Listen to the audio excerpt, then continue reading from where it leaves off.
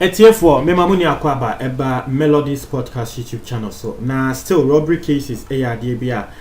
MSCC Ghana no every single day o sorry about say robbery koso ewa ha robbery koso ewa ha police why your margin say Christmas we will more bit delay with armed robbers but I still feel say the robbery cases are going on Etiefo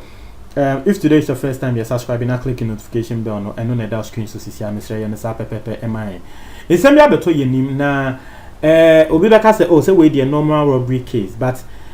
baby a edru no e wo say yakasa efa ho de bia yakasa efa ho but sisia baby a edu no enye na place America ho asemi yemfa no say Fantiakwa North District of the Eastern Region na yese armed robbers bi e wo ho gang bi wo ho a tese wo mo de wo mo sori de bia womo attacking Crawford womo sorry de bia womo attacking Crawford na titire nkofo a womo attack pan no dwadifo ana womo a womo kɔ eyie because times a womo attack womo nim se wo dwadifo ba dwadifo akoton ade ewie a womo de musika eba ana Crawford kɔ eyie ase ana omo ewie eyie a womo kɔ na tese yakɔ attack omo na we asema make I tese ahomache endra ahomache ana yebeka se ende ahomache ende ahomache na America tese ende ahomache na tese robbery case bi esi ye ewo bregro to ahoma so ahoma so mzd no ahoma so ti bregro to ahoma so kwan ne so no tese a gang of I think 7 men akọ robbery wo ho a etiefo enye easy na de omo ye ne se na car bi na car no ekita dwadefo na tese wo mo hijack car no robbe omo a wo mo waka nim eje wo mo bibia adwadefo yi sika wo mo ekonya wo mo ekodidwa ne nyama ye eje wo mo bibia no mo wie ye no na wo mo block ekwan no omo mount blockage on the road nti other vehicles are eba no so dwadefo nko a eno so ye stop here robbery wo bia ma ne sietire tese wo ma block kwan nti na afei wo bia ba ne ye de etuo esimoso na ya mamunya mo si Africa nim wo mo a ye de etuo ne ton ebe bomo no ye de bomo ye de bi bo ebi eni tese ebi mo kra ye bomo bullet ye bomo tuo nini na no ebi mo ye bo wo mo omo ebe repi mba na ebe repi nso ye repi omo wie ye no na ye robbery wo mo eka ho na nipa ba ko ekasae witness bi ekasa wose senia robbers no ebo wo mo no mo kra na e omo wanwa because robbery de wo ba ye de yesika ama oseje but see robbers no ebo wo mo mercilessly na asemba ko abokan ya eye me wan ne se wose na oba bi ete wo no ne kan nim dwadeni na sika na ehye ne ho nia 400 cedis na tese wo de 400 cedis no ema robbers no ba na armed robbers ne be se wo meti ase se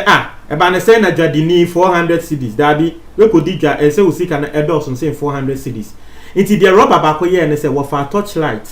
ema wo ba na edwa ne hu naked wo wie na wo bie wo ba ne name etiefo mu nti asem ni yo o fa torchlight no ma wo ba ne dwa ne ono so ye de etu esi ne so wo suro ontumi nka se wonye o wie na ye bie sabe ye ma wo ba ne bie ne name o wie na de torchlight ne hwe wo ba na ya ase se wo ba ne disika esie wo ho ana wa robin ba ko ne 400 cedis enibre ben biom se wa ma oba na ebie ni name ema wo de tot like ne tre na ya se hwese sika hye ho ana aden robbers aden na ekoso nia no wo mo a wo mbe wia wo mo ho afre police wia wo mo ho free police wo mo ye ya tre se police for wo mo amba ntem embra police wo bedu ye no na tre se ade no robbery case no ewie omo ewie kwodeda tre se wo bi beka se na police on mo aheda na nkrofo na ewie kwodeda ansa na mo ba etiefo rehosem tre se esi ye na de ya and say just in that same area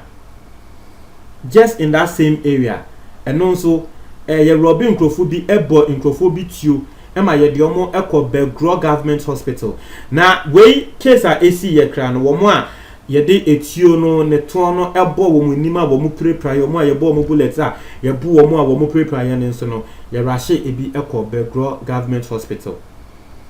na senior will be a kind no was it there seems not to be end in sight of years of terror unleashed by the dreaded robbery gang operating in that area. And as that area no, woman shenima say robbery in some ebekoso but sorry ebetwa but fiansa air koso. Woman shenima say robbery in some etu obetwa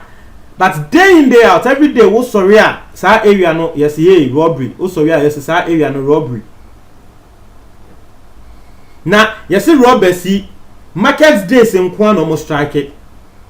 Jedini akodija ewo krom wekodija ewo krokesi emu wie na wo ba na fe ni yem hyehye no because yes robbers market days nkwan dey a wo monim say ye kwa akodija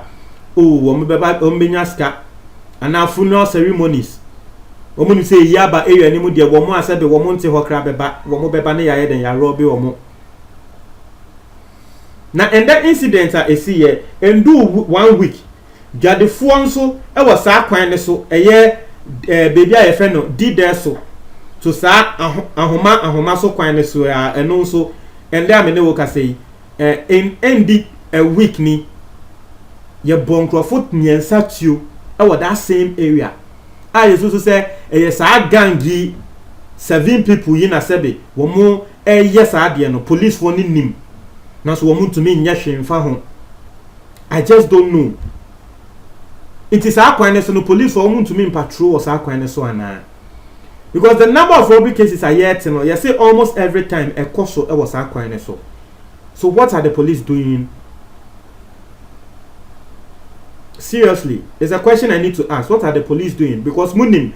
they be at a serious near frame and no more about a serious near frame and no more about. So what are the police actually doing to curb this menace?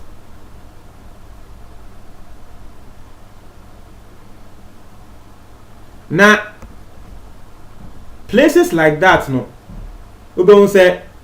in Crawford, every major of a month in a hobby, mobile to if you home, to if you home.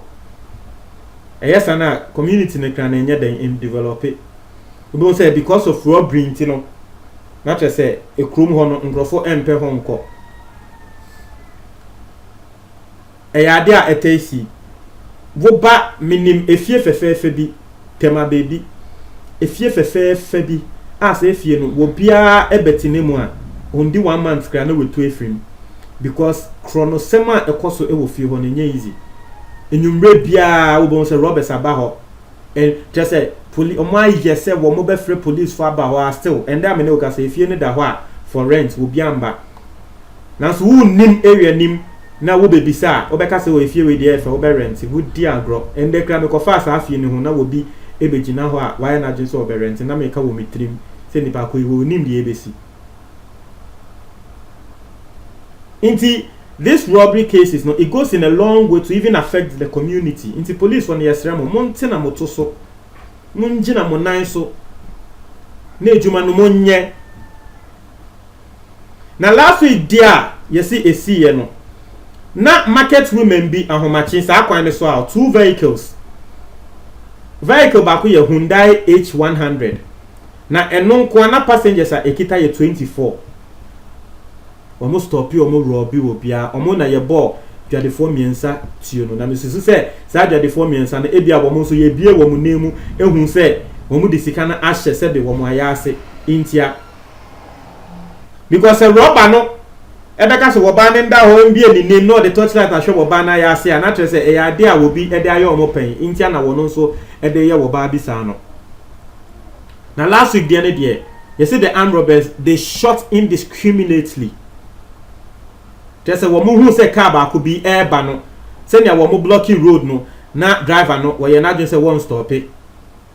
wo ye na dwen say wo be co speed and na armed robbers no edi etio egu kan ni mu etie for na enye easy but nini na echi no driver no wo speed off and at say wo call ye na eno no bullet no e can 2 people or 9 2 of the passengers or 9 me gidi say passengers na bullet na come no better driver na say no more bullet ni car o so no e bi o be blame driver no say oni man ka stop here anka robbery ke no be robbe yen na ka o mo ma etio we yen be kan yen na afa yen be prase ati ase aha eno any adia esi but the other driver there you see a friend of Francis Tekpe na Francis Tekpe you no stop here because send na robbers no ayo ma just wo mututu no no stop here e ma che say yi ne nkrofo na mo take anim epie ye ma ye robi obi ama ne si etire na enu mu ne yese na wo baba ko oni hwe wo ne ho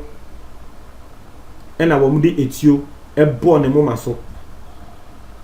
e na che say ma ni prayer later ye be rush no e de no e call hospital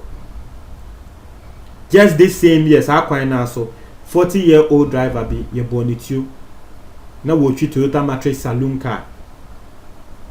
na wono any sebe ni relative set car nim ono so ye born it you sir because na arm robbers no wo mo stop no one stop e ye born it you kun no